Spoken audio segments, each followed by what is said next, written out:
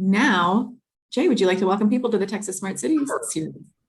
So thanks everybody for joining us today. The Texas Smart Cities series is an offshoot. It's actually a secondary offshoot. The Austin Smart City Alliance, formerly called Austin City Up, is an effort we have here in Austin, Texas to create smart cities efforts. But there are similar and advanced efforts in Dallas, Houston, and San Antonio. The four big cities came together to host a Texas Smart Cities Summit in this the last spring before COVID. And it was such a big hit that we wanted to continue it, but then COVID happened. We didn't have it in spring of 2020. We did put one together in fall of 2020 as an online summit. It was also a big hit. We had great content, great conversations. And so we decided, eventually this pandemic will end, but why don't we keep talking in the meantime? We executed a successful online summit. So let's have an online series of talks to get us through to the next summit. So the four cities worked it out to create a Texas Smart Cities series. And in that, we are bringing leaders from the different cities in Texas, but also national and global leaders to present to you. And the purpose of this, of course, is to create awareness of what smart cities efforts are and what their impact is and can be. And thus, of course, to create advocacy and hopefully promote active collaboration in smart cities efforts. So we thank you for joining us for this series. We have a great group today. Wow. And I'm going to turn it over to Jennifer to introduce the speaker today.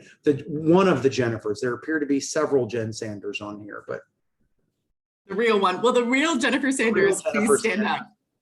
I'm getting late 90s Eminem vibes from the group here.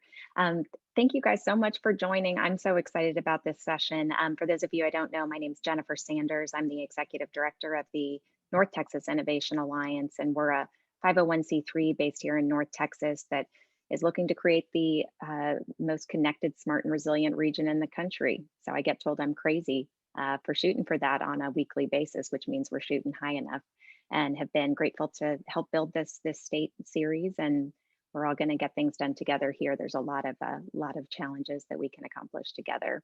So with that, we have a number of cross-sector partners, and we are just thrilled to have here today our partners from MasterCard. We're a member of City Possible Network, which has provided such a great community and learnings at a peer level globally, and also this support from MasterCard on connections to data and solutions that can help enhancing and get us all to our goals faster.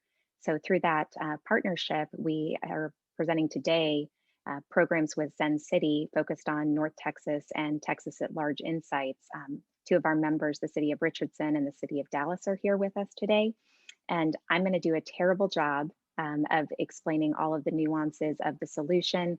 It is really meant to take the heat off of cities trying to keep track and keep pace with supporting resident sentiment, and really looking at monitoring all online reactions and comments so that we can be more responsive and proactive to the needs of our residents and make great decisions, particularly coming out of the recovery and where do we focus efforts.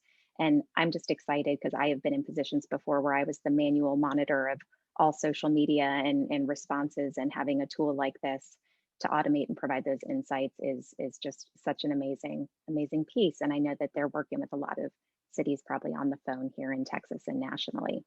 So with that, I'd love to turn it over to Elizabeth from MasterCard to talk a little bit more about City Possible, and we'll get into the meat of the reports and the insights from Zen City. So thank y'all. Great. Thank you, Jen. Thanks so much for having us. And it's really nice to meet all of you virtually.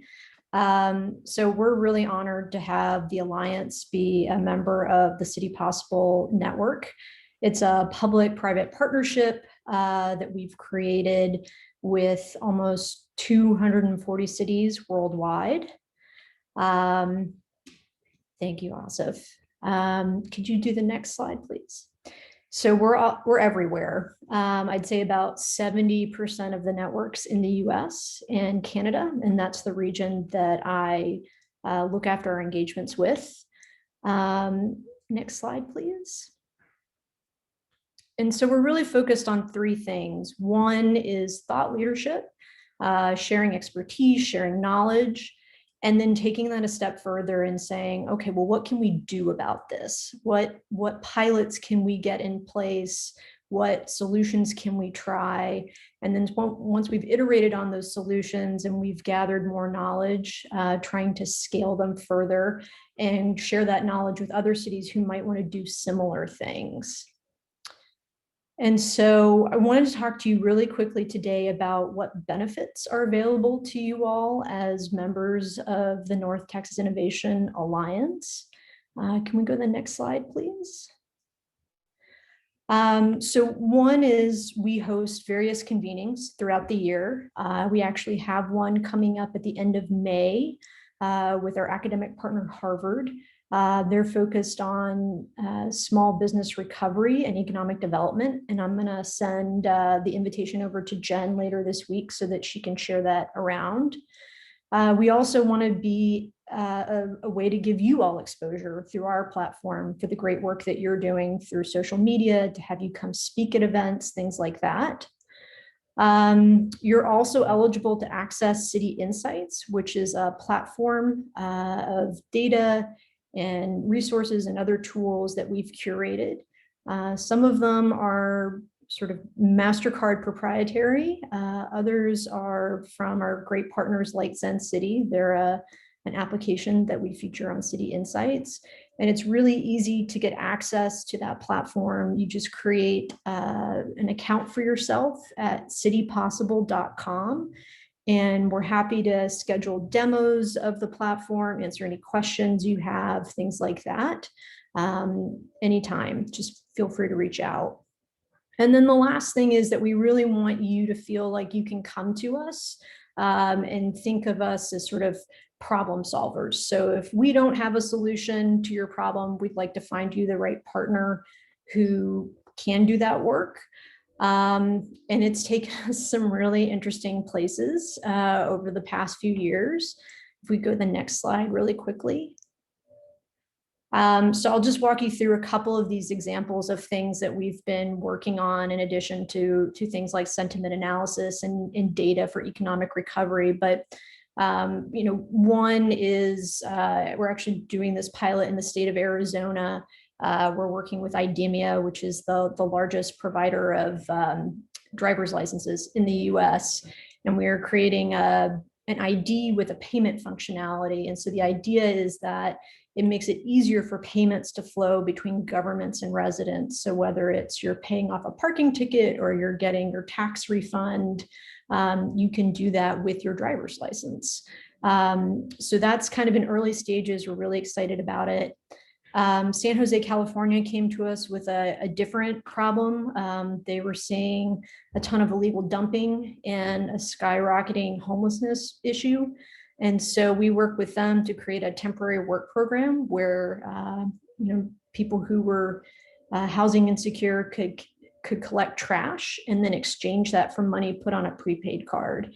And the really exciting thing about that is that we've built trust with that community over time. And so now we're working to get them direct deposit accounts so that they can get bank accounts and maybe actually collect stimulus payments that they're owed under the federal stimulus guidelines and things like that. And then in LA, we're helping them with a whole bunch of things, also to get stimulus payments out. But one of the things that I'm really excited about is the rental assistance work that we're doing with them, because with the way that it works, you're not just making the payment to the landlord, you can actually develop a credit score using your successful payments as a basis. And so that's another way to kind of get people more financially included and to create additional value for them other than just getting money in their hands. So that's just my really quick overview of the City Possible network. I'm going to turn it over to Zen City, but if you have any questions, my email is on this slide and I'm always happy to connect. So thanks so much. Thanks very much, Elizabeth, and thank you, Jennifer and the Texas Smart City Alliance for hosting us today. I'm going to reshare my screen because I want to also share sound. Okay. So hi everyone, you can see my screen, correct? Yes. Perfect. I lost the icons of everyone, but it's fine. So my name is Asaf Francis. I'm Zen Director of Urban Policy and Partnerships. I've been with Zen for 2.5 years, where I run partnerships with local government organizations such as North Texas Innovation Alliance, among others, alongside events, conferences, and our public appearances. I also have with me Noam Klavinovic, our senior data analyst, who will walk us through some of the insights that we collected from the cities of Dallas and Richardson in North Texas, but also some key takeaways that we found from the cohort of cities that we work with in Texas. This is meant to be a discussion. I know you're at your lunch period, but if you want, you can ask questions through the chat or keep them to the end of the session. But we're encouraging you to participate, share your experiences, and we'd love to hear what you think about the findings, and of course, if you see anything similar or different in your community. So I'm going to start with a quick video overview, and we'll continue from there.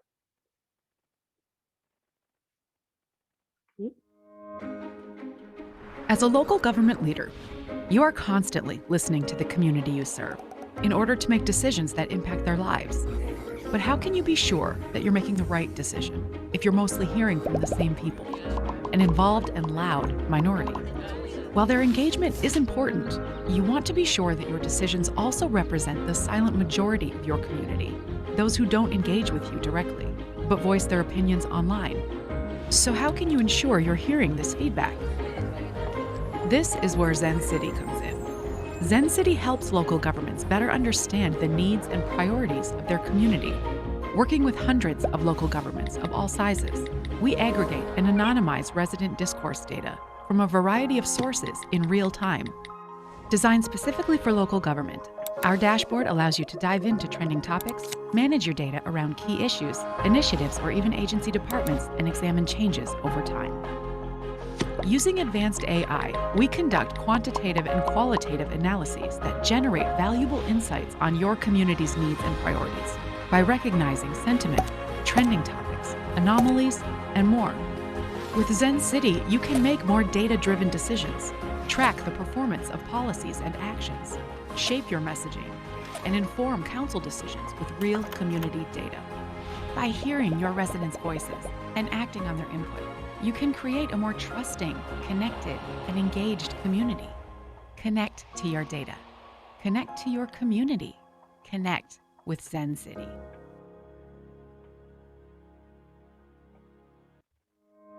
Oh, right. As a local government leader. Okay, great. So that was a quick video overview. And this is us, this is Zen City. It's actually us about a year and a half ago. We've tripled in size by now. We also have representatives working in the US, in New Zealand, and in Europe. But we're a startup, we're based out of Tel Aviv, and we're happy to be working now with over 200 cities and counties, the majority of them in the US. And really cities and counties of all sizes. So our biggest client, I think, is Los Angeles, all the way to the village of Lemont in Illinois, of about 10,000 residents. So anywhere in between. In Texas, as Jennifer mentioned, we work with about 15 cities and counties, all the way from Corinth and McKinney in the north, all the way down to Brownsville in the south. And we're happy to support them with insights and with data over the past year and through coronavirus and now in their reopening efforts. So a bit about us. What do we do? We know, and you guys know better than us, cities are hard to manage. Part of the reason that they're hard to manage is because it's difficult to measure success. Part of the success, or maybe the highest level of success, right, is your resident satisfaction level. How happy are they? How safe do they feel? And those things are really difficult to track across all our communities, and definitely hard to track on an ongoing basis. So I'm sure everybody here has been using surveys and polling and engagement platforms, but those don't always reach what we call the wider communities, those who don't necessarily want to engage with you directly. But we found that actually the feedback from those people who don't want to engage with you directly is already out there. They're sharing their feedback, either their frustration or their satisfaction with what's been going on in their city and with your services that you're providing. Again, they're just not sharing it directly with you. So how can we collect that feedback? What do we do? So Zen actually taps into all official and also unofficial sources of resident interaction and feedback, online resident interactions and feedback channels. We bring all of these into a dashboard. We analyze them through a couple of metrics that I'll show in a second. And you can see, and you also receive actionable insights, which Noam will present a few in a second.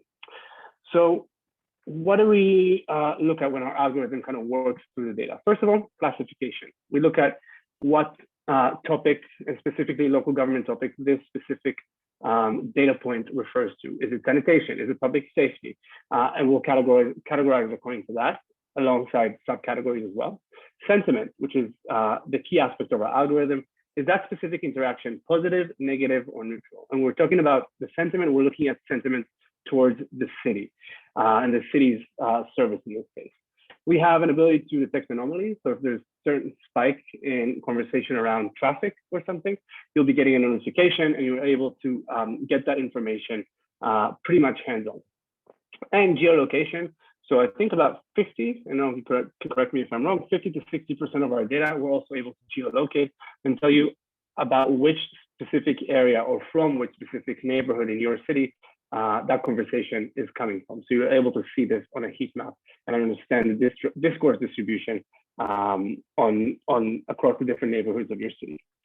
All that is being kind of taken into a dashboard where you can see the volume of interactions, so how many interactions have been, in this case, over the past 30 days. This is an example dashboard from LA.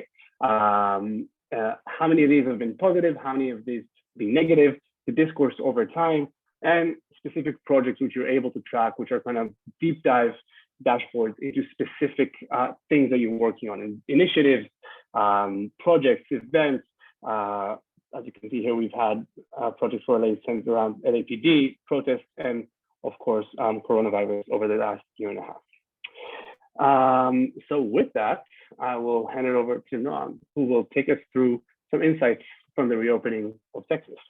And again, we'll welcome any questions and feedback throughout the presentation.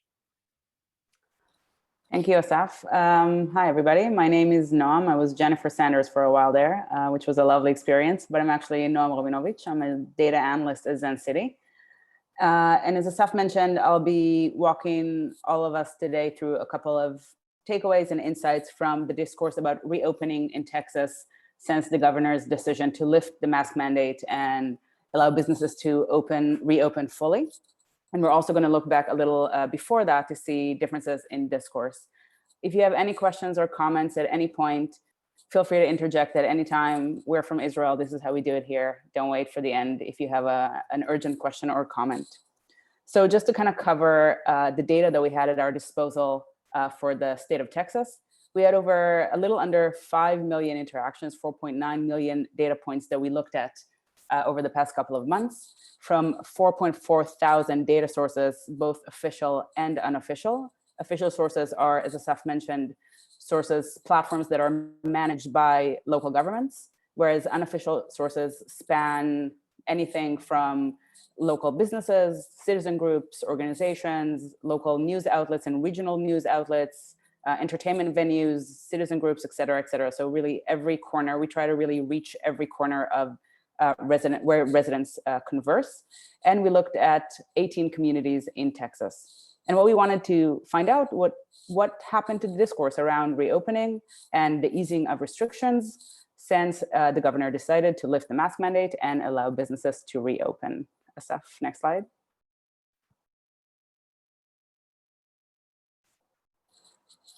That's the one. So in the immediate aftermath of the decision, so we're looking at the week of March 2nd to March 9th, we saw that two central themes emerged in the online debates from residents across really something that we saw across all Texas Zen communities, as we call them. And we identified two themes in the discourse. One was freedom to choose. So that was the main argument raised by residents who were in favor of lifting the mask mandate. This doesn't necessarily mean that they were in favor or against masks, but they were in favor of letting people choose for themselves whether or not they want to wear a mask and not force it through a state or local mandate. So those people really supported the mask mandate and just argued that it should be a free choice and a matter of personal responsibility. On the flip side of that, we saw the group of people that opposed lifting the mask mandate, and they cited health concerns and issues with the timing, specifically because it was ahead of spring break and Easter and other occasions that could have posed a risk for a spread in infection. And those people were against the governor lifting the mask mandate. And the breakdown of opinion, as we saw here, was relatively equal. So 15% spoke about freedom of choice. So they were in favor of lifting the mask mandate, whereas 14% of residents' commentary cited health and timing concerns and was against lifting the mask mandate. Next. So what we were able to do with that information for all of our Zen City clients in Texas was to provide an insight for them to kind of see where their community is based compared to those general metrics. So benchmark their resident data, specific resident data, compared to those themes that we were able to identify sort of across the board. This is an example of an insight that we provided one of our Texas clients. We're not going to share the name of the client specifically because that's their information and we make sure that it's only theirs. But we were able to kind of identify how much residents were actually interested in this issue compared to the interest across the state.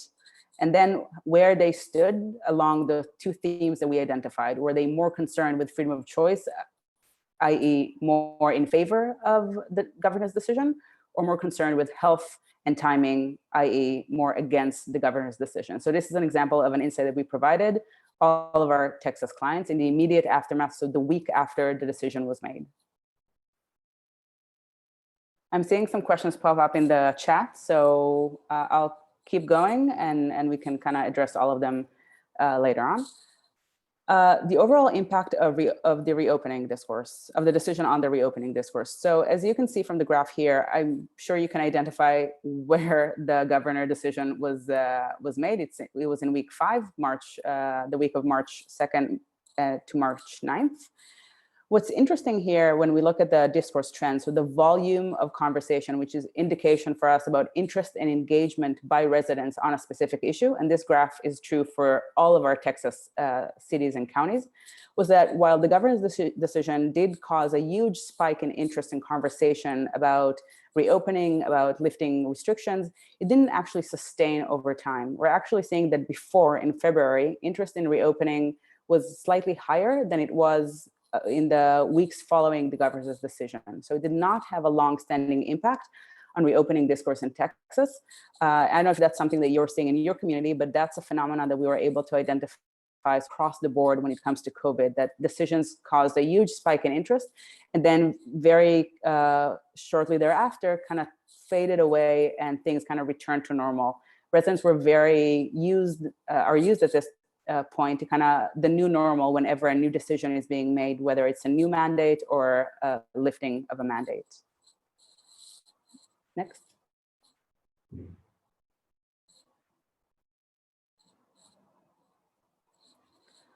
We then wanted to see, reopening is a big word for a lot of different sectors. So what areas of reopening most captured residents' attention? And here we have our algorithm classifies every comment, every post based on the topic that it relates to.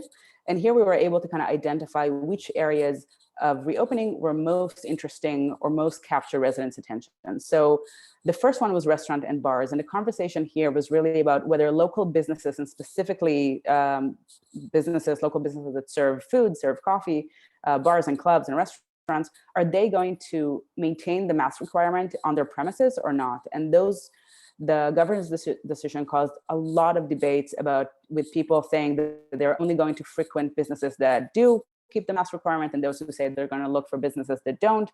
And also a lot of concern about the burden placed on small business owners that now have to enforce the mask restrictions themselves and not have the state sort of as backup, so to speak, for the health restrictions that they are imposing. The second issue that was really prominent in the discourse was the return to live events. This is something that was really prominent across the board in Texas, with people kind of taking the cue from the governor's decision to ask, well, are we going to have live events again, sporting events, concerts, movie theaters, a lot of interest in returning, not only opening businesses, but also having festivals and events coming back to in person instead of virtually. The third topic that we saw emerging in the conversation and raising interest was the reopening of schools. This was something that came up also primarily in the context of vaccinations of teachers and educators. Would that be would that allow schools to reopen? But also a lot of comments about why are we allowing businesses to open? Why are we allowing movie theaters or festivals to open and we're not opening schools? So schools was often mentioned even in response to posts about reopening of other sectors. And finally, we saw retail and large grocery stores mostly, and the conversation there really revolved around the big, Walmart or Kruger's or all of the other retailers, whether they are going to keep imposing the mask requirement on their premises, and also a lot of discussions with people saying that in theory, while there's a mask requirement in the business, it's not actually enforced. So a lot of conversations about the gap or the dissonance between the requirement and what's actually happening on the ground. Next. Hey, Noam, I have a quick question for you on that last slide. Where is that data coming from? So all of our data, when we set up a dashboard for a client, we do what we call sort of a data collection, which means that we look for all of the public and open sources where residents talk about the city and issues related to the city. So as mentioned, those could be official sources. So every channel and platform on Facebook, Twitter, Instagram, where the city releases information, the police, the mayor, the park and recreation department, health department, et cetera, fire department, every official source. And then also we do collection of unofficial sources, which spans the gamut from local and regional news outlets to citizen groups, organizations, local community centers, businesses, medical providers, really anything that you can name, with the emphasis that all of the sources that we collect data from, all of the data is anonymized and all of the sources are public. Thank you. Sure. Asaf?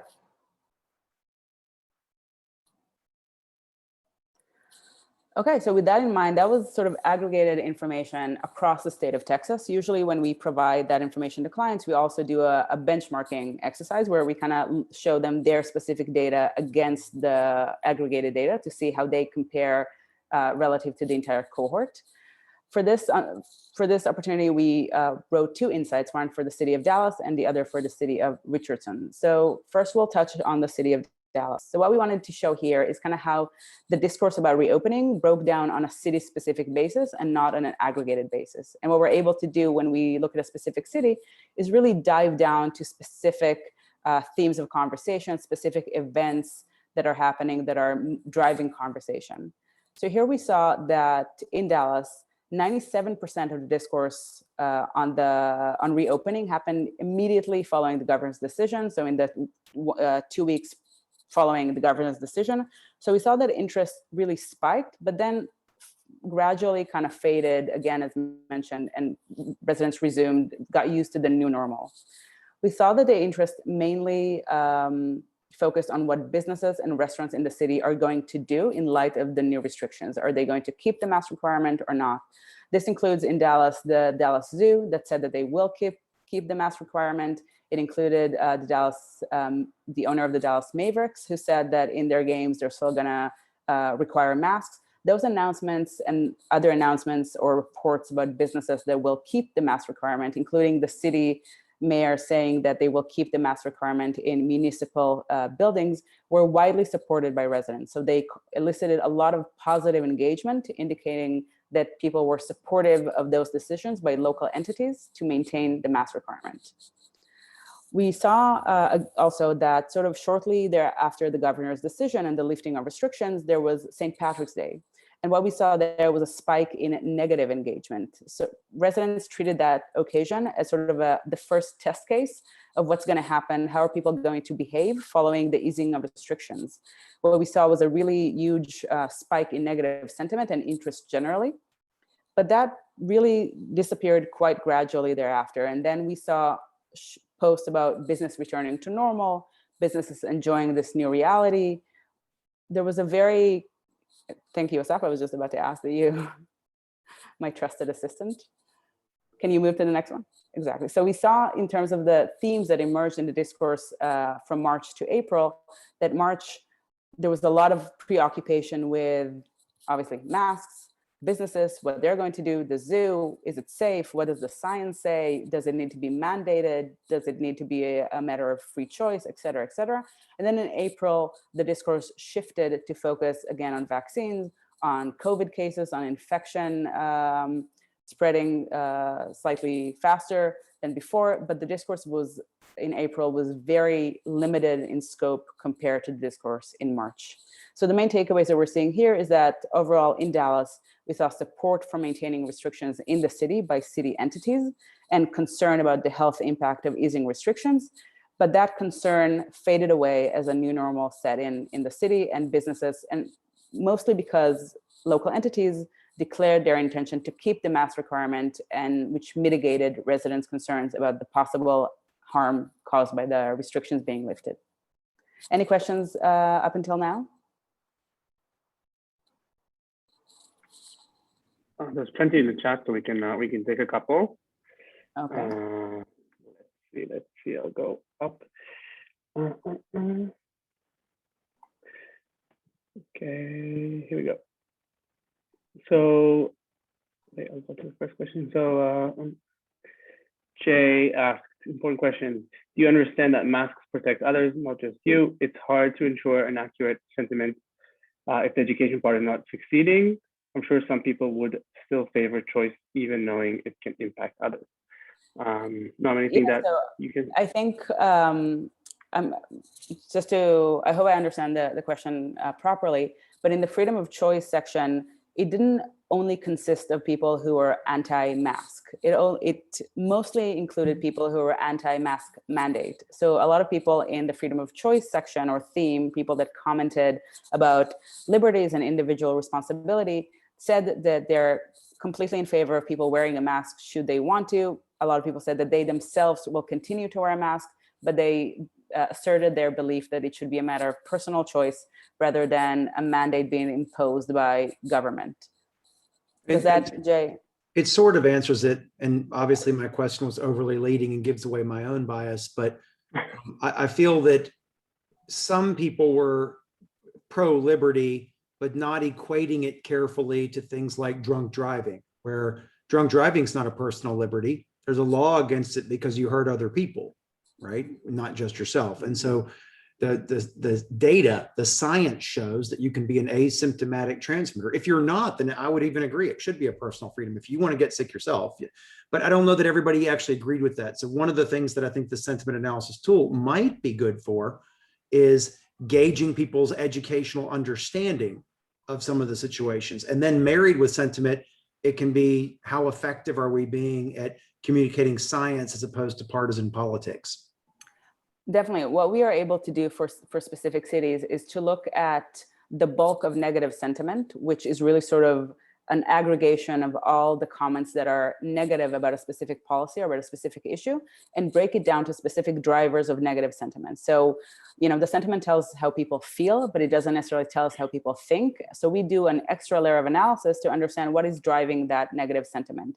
Is it an opposition to any restriction coming from the government? Is it not understanding the rationale behind masks? Is it a feeling that masks are unsafe?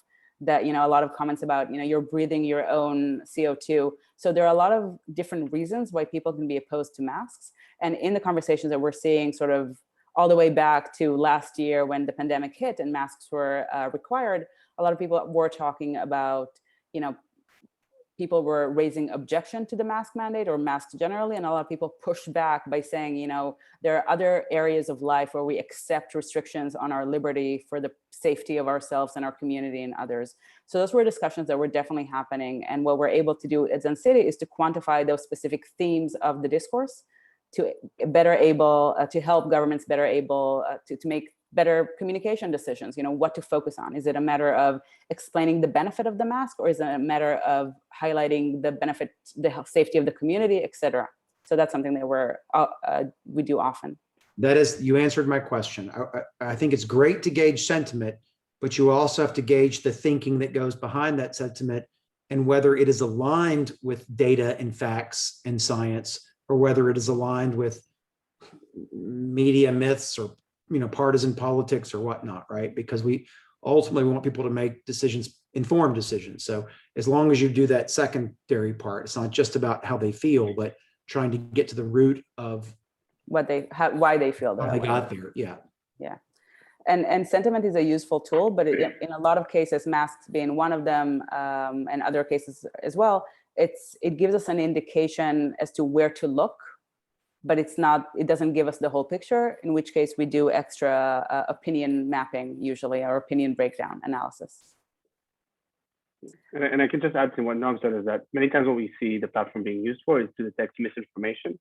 So Jay, to your point, sometimes obviously residents don't have the full picture, don't have the entire information they need in order to make an informed decision from the resident side, and we bring that to the cities that we work with to show them, here there's this channel where misinformation is spreading. You're able to do something about it. You're able to stop it, stop the rumors, put the right information out there through the channels that you need to do so. So that's also a way to look at it in that respect. Susan asked how we define residents. So as mentioned, all of our data that we look at is completely anonymized. So we have no way of knowing for a fact where the person commenting or liking or sharing a post is located or based. But our data source collection focuses on local data sources, local platforms, where it's very most likely that the people commenting are residents or connected to the city in some way. So we don't know for certainty that that person commenting is a resident of this neighborhood in the city, but our data collection limits that gap by really focusing on local platforms. Now I suggest we just finish I think there's 2 more slides. We finish this and then we can go back to the questions from the chat. Yeah. Okay. Perfect. Cool. So that was the city of Dallas. With the city of Richardson, it was actually another interesting use case where the governor's decision didn't actually cause a rise in discourse about masks. What we saw really was that the most interesting topic on residents' minds was the return to in-person events. So masks actually accounted for only 5% of the total COVID-19 related discourse. And in-person events, and specifically the Wallflower Festival in Richardson, accounted for 43% of the COVID-19 discourse. The graph here that shows sentiment, and here is an indication of where sentiment is a really useful tool. We're seeing that the spike in green in positive sentiment was caused by the festival Facebook page teasing an exciting announcement about the festival coming up, which prompted a lot of people to get very excited about the possibility of the festival happening in real life, in person.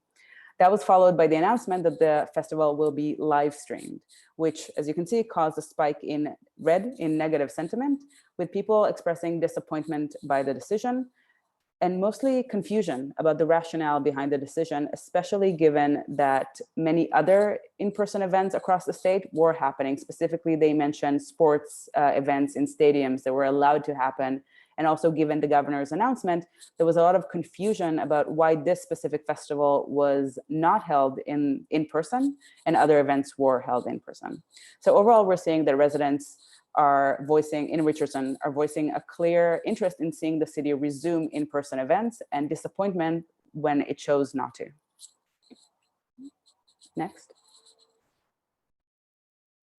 Those are just a selection of the comments, but the takeaways here from the city of Richardson in terms of in-person event is that we're seeing that, and that's something that we're seeing across the board, not just in Richardson, but everywhere, not just in Texas, but sort of in other states that we work with as well. When you have different reopening policies for different businesses, events, or facilities, that is always a cause for confusion as well as criticism. People respond negatively to one thing opening when the other isn't opening. And that has to do with their own priorities or what they think is safer or should be prioritized over other things. But in terms of communication about reopening, there's a need to communicate specifically the rationale and the reason for this to reopen and the other thing remaining closed or still being under restrictions. We saw that specifically last year when restaurants were allowed to reopen for a certain time there and bars weren't. and people had a very difficult time understanding the reason for that. And you saw a lot of people kind of saying, well, there's absolutely no justification for this. It doesn't make sense, which really made it difficult for the city to elicit investment and commitment to holding to those restrictions by residents. I think that's the end of our presentation, if I'm not mistaken, Asaf. So perfect. So let's go back to the chat and look at questions. Sure.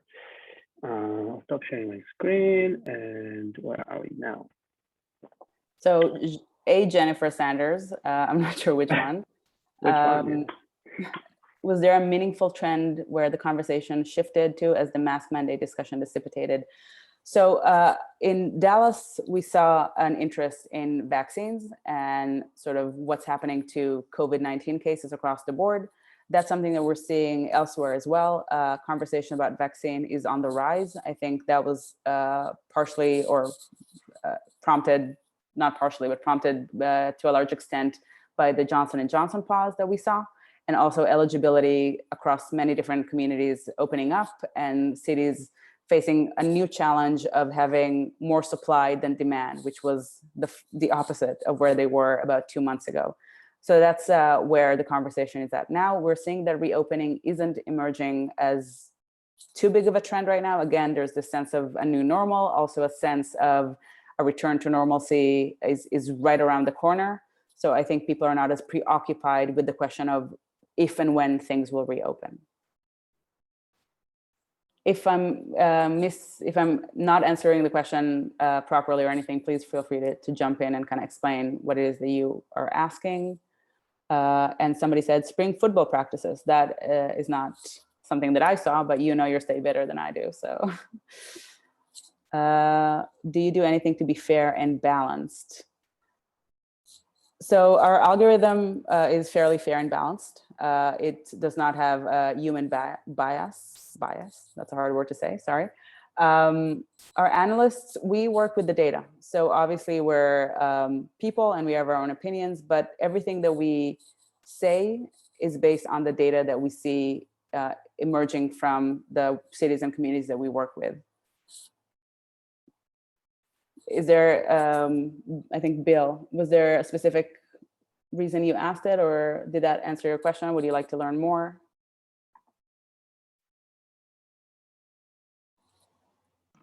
No, I guess I want to say more. You have not given me any confidence in whatever information I get from your source.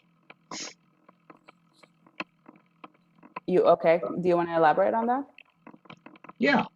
If what's driving me, say, is a vote or something like that, I don't know how to relate it to the general population. You're getting an ungeneral population, as I see it.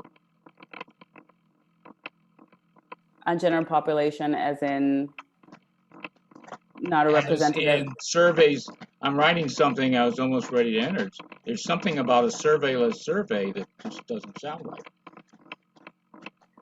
So what Density tries to do is kind of look at the organic conversation. So it doesn't influence the conversation in any way. It simply looks at what people talk about and are interested in organically, prompted by city communication, news reports, and then it analyzes that information to understand what is driving interest and how residents feel. On the flip side of that, we also have a survey tool where cities using our technology are able to ask more deliberate questions and get that information. Well, you didn't say that, and if you do, you ought to have whatever standard statisticians use to sort out bias and over account for one population. So that we do using our survey technology. On social media, we're aware that there's a certain demographics that tend to use social media more often than not. There's communities where there's a large digital divide. So that's something that we're aware of. And Density is one solution. There's no one solution that is able to kind of provide a voice to every single member of the community, but social media is the most democratic way that we know of, or one of the most democratic ways that we know that everybody that wants to share their opinion can voice their opinion, and that can get to decision makers' ears. But I think that's definitely a gap that you're identifying, and that's true. Yeah, we don't go to the Agora anymore. This city's going to sprawl even further. Bill, I want to make sure that they get to answer other questions too, and I'm going to Okay. mute you also because there's a lot of background noise. So, but thank you, and feel free to chime in on chat, but I want to make sure I know there were other questions also. So Jennifer Keenan asked about, maybe, do you want to share your question? Sure. Thank you so much. This is a great presentation. Thank you. Just curious about the data collection. I appreciate the various public sources. I think that's amazing. But on the anxiety side, we have all these trends in mental health challenges and then people self-reporting anxiety versus experiencing medically diagnosed anxiety. And when you think about reentry plans, like leaving the house and being able to go outside, movement and being outside actually has been shown to alleviate anxiety. So thinking about the measurement tools and data streams that you're flowing, are all the collection points self-reported, survey, and or if they're coming from public health, how is that being collected? So again, our data collection focuses on social media channels, Facebook, Twitter, Instagram. So if people are talking about their anxiety, if they're sharing their experience with anxiety, with leaving the house, with their own solutions or problems, then that's something that we're anonymously able to pick up and kind of analyze and aggregate into our overall data to be able to give the city a sense of, is anxiety, is mental health a big issue in the community? Is it being discussed? Is it emerging organically in the discourse? We're able to kind of alert the city if and when there's an issue for residents, a problem, something that they need more services on or more support on. So that's something that if it's being discussed organically on social media, or in other cases, if the city is proactively releasing information or conducting outreach on a specific issue, we're able to assess the impact that it has on the conversation. Sorry, I'm going to help jump in on some of the questions that I see too, because also I'm going to bias towards some of the board members. Janelle, who is with Downtown Austin Alliance, was curious on whether or not the tool can be applied to smaller geographies like downtown or specific districts. Yeah, so as Asaf mentioned, we're able to, on about 50% or slightly more of our data, we're able to put a geolocation. So if people are discussing a specific issue in the city, that would all be classified by our algorithm to that specific area. So we're able to kind of detect which areas of the city have a rise in discourse on this issue, a rise in negative sentiment, positive sentiment. So downtown, for example, would be something where people, if people are talking about the downtown area or specific landmarks or areas within that area, then we're able to pick that up and kind of aggregate specific information based on a specific area. I'll jump in and add that in many cities, we work with the local economic development agencies. And what we do is set up a project on the general city dashboard, specifically for that arm of government, and everything related to their work would go directly into that dashboard. So into that project. So when they open it, they can see everything relating to what they're doing, get insights on it, etc. Awesome, thank you.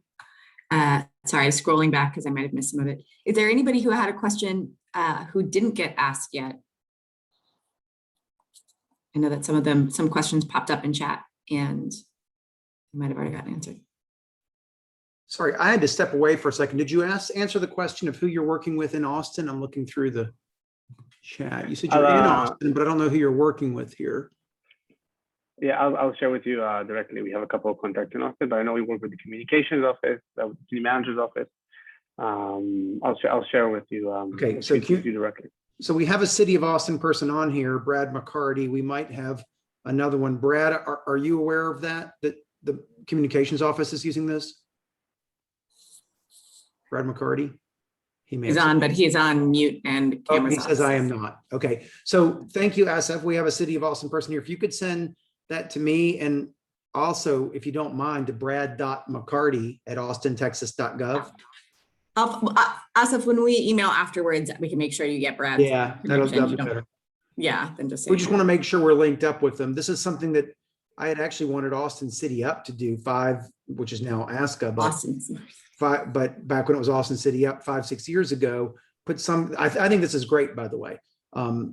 Smartphones give you this capability to have people be sensors and data collectors and such, and they're not good for certain things. Raleigh pointed out they're not very good for detecting how many smoke particles are in the air, but they're really good for sentiment and things like that. So I really like this. I just want to make sure that we're linked up with the people here so we can explore evaluating some things that are relevant to smart cities in Austin. Great, and I just shared a relatively recent case study that we did with City of Austin in the chat, so you can check it out over there. Let's see what else came up. Are you looking into Nextdoor, or are you unable to aggregate these? No, I know a little bit about this, but if you want to add anything. Yeah, it's a short answer. We are definitely looking into it, and we're in the process of trying to gain access to Nextdoor information. That information is it's different than Facebook or Twitter. It's not public, so we don't want to do anything where we don't have complete permission to look at that data. So we are in a process with Nextdoor to see if that is possible for us to integrate that data into our analysis. But at the moment, unfortunately, no. And I'd love to actually jump in on a question about what do you know about the portion of a given city that make no comments on social media?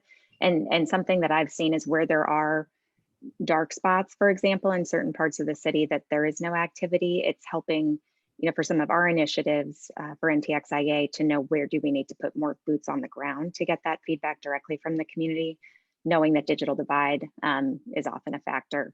And being able to engage in various forms. So it's really saying where are the donuts or the gaps in order to allocate resources really effectively to doing that kind of door to door and working with the local CBOs. So that's at least how we're looking at utilizing this data. And I think for us is we're trying to help cities amplify their reach and the number of people that they're able to hear from. So the people who come to city council are the same few people and a limited number of people. Zen City allows the city to hear from, if not all residents, and at least many more residents than otherwise would be able to that choose to engage with the city directly, including people who are just not, they have a lot to say, but are not engaging with the city directly for a host of reasons, but they are sharing their concerns and priorities and whatever is animating them online.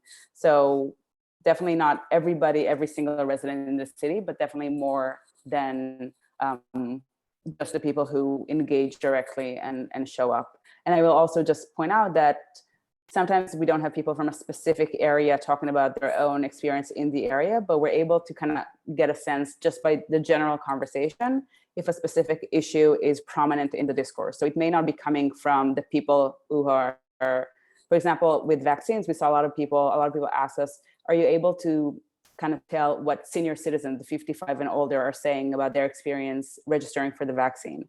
So to that we say, we don't know the age of the person commenting, but we know how big this issue is in the overall discourse. How prominent is the concern about availability and accessibility for senior citizens based on how the share that it occupies from the overall discourse.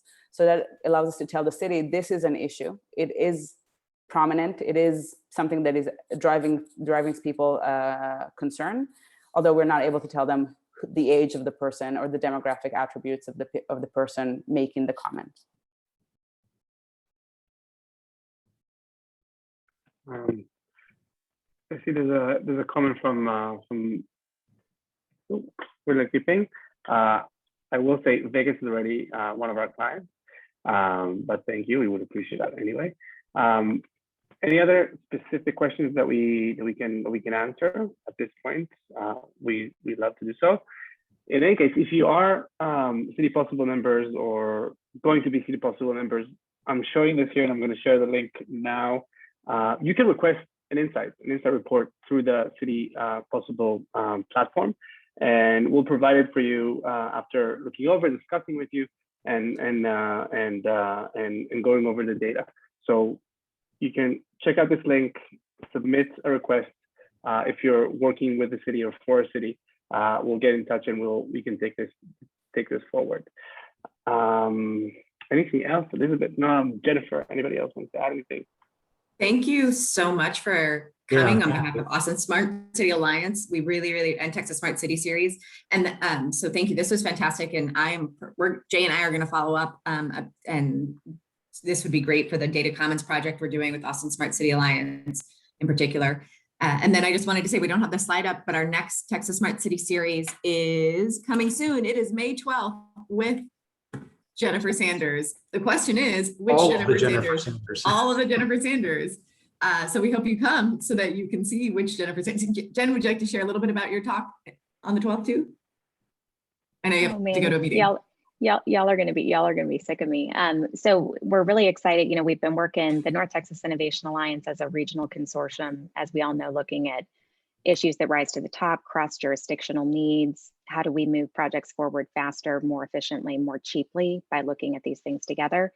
We were formally launched in May of last year, and so almost a year ago. So kind of giving an update on where we're focusing, what we've learned, and bringing in some of our members to talk about things they're working on and how we can, you know, help anyone looking to develop similar initiatives. We always want folks to move faster than we did that are building now. So high level for now.